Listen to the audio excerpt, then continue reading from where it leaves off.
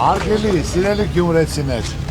առաջին հերթին իսրտել ձեր բոլորին ողջունում եմ։ Դուք բոլորդ էլ գիտեք, որ ես յուրահատուկ հարգանք ու սեր ունեմ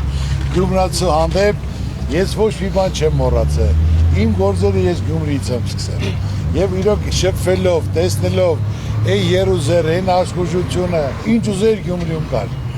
Որտեղ մտնեիր, ժպիտ կար, փայլ կար, եթե Երևանում չկար, գայր Գյումրի կար։ Իմ ուզածն ու իմ ցանկությունը արգելի գյումրեցիներ, որ պետք է այդ նույնը վերականգնվի։ Մենք հիմա կազմել ենք 7 խոշոր ծրագիր